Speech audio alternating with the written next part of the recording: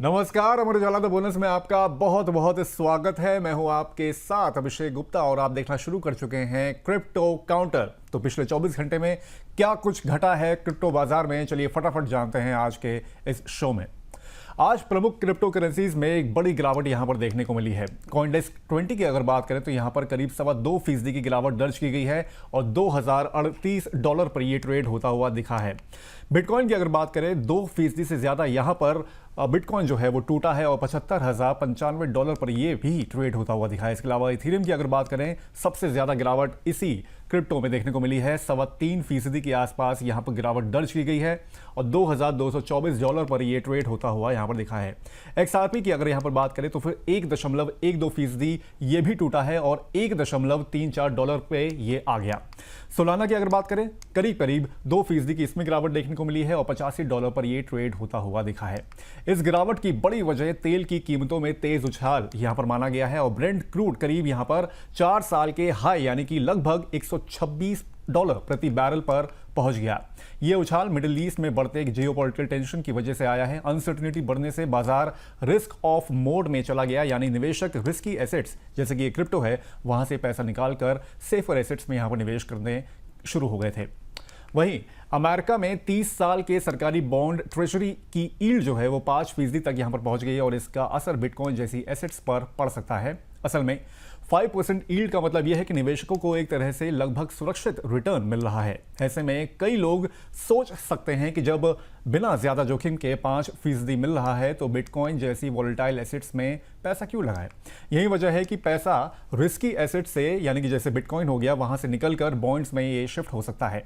इससे बिटकॉइन की कीमत पर दबाव आ सकता है। इसके अलावा बढ़ती बॉन्ड यील्ड आमतौर पर रिस्क ऑफ माहौल बनाती है, यानी निवेशक सुरक्षित ऑप्शंस की तरफ जाते हैं और क्रिप्टो स्टॉक जैसे एसेट्स पर यहां पर कमजोरी देखने को मिलती है। उधर बिटकॉइन इस समय $80,000 के स्तर के पास अटक रहा है और ऊपर जाने में इसको मुश्किल हो रही है। देखिए, रिपोर्ट के मुताबिक $80,000 एक मजबूत रेजिस्टेंस लेवल बन गया है, यानी जैसे ही कीमत इस स्तर पर इसके पास जाती है तो निवेशक मुनाफा वसूली यानी कि प्रॉफिट बुकिंग यहां पर करना शुरू कर देते हैं, जिससे कीमत ऊपर नहीं टिक पाती है। दूसरी बड़ी बात यह है कि डेरिवेटिव्स डेटा में रिस्क एवर्जन दिख रहा है, यानी कि बड़े ट्रेडर्स अब थोड़ा सावधान हो गए हैं। वे ज्यादा जोखिम लेने के बजाय अपनी पोजीशन कम कर रहे हैं या हेज कर रहे हैं। इसके असर को देखें तो बिटकॉइन की तेजी फिलहाल कमजोर पड़ रही है। कीमत में साइडवेज या गिरावट का दबाव बन सकता है। बड़े ब्रेकआउट के लिए मजबूत बाइंग यहां पर बेहद जरूरी होगी। वहीं डॉइच कॉइन ने हाल ही में करीब 10% की तेजी दिखाई है, जबकि बिटकॉइन उतना मजबूत प्रदर्शन यहां पर नहीं कर पाया। इस तेजी की बड़ी वजह डेरिवेटिव्स मार्केट में बढ़ती एक्टिविटी है। ओपन इंटरेस्ट यानी कि कुल एक्टिव कॉन्ट्रैक्ट्स की संख्या साल के सबसे ऊंचे स्तर पर पहुंच गई है, जो दिखाता है कि बड़ी संख्या में ट्रेडर्स नए दांव लगा रहे हैं।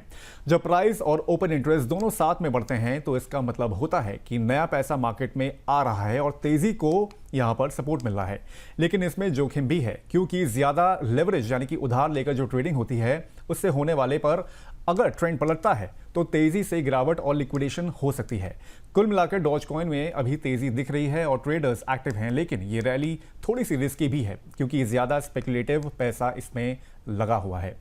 उधर अमेरिका ने ईरान के खिलाफ क्रिप्टो पर बड़ा एक्शन लिया है। अमेरिका ने करीब 450 से $500 मिलियन यानी कि लगभग 3,500 से 4,000 करोड़ के बराबर के ईरान के जुड़े और जो क्रिप्टो करेंसीज हैं, एसेट्स हैं, उसको जब्त कर लिया है।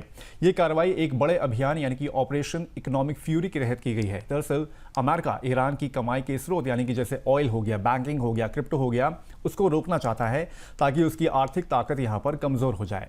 इसके तहत ईरान से जुड़े क्रिप्टो वॉलेट्स को ट्रैक किया गया। कई अकाउंट्स और एसेट्स फ्रीज किए गए हैं। स्टेबल कॉइन जैसे कि USDT से रखे फंड भी यहां पर रोक दिए गए हैं। इसके संभावित असर को समझें तो ईरान की अर्थव्यवस्था पर यहां पर दबाव बढ़ेगा। क्रिप्टो का इस्तेमाल सैंक्शन से बचने के लिए मुश्किल होगा।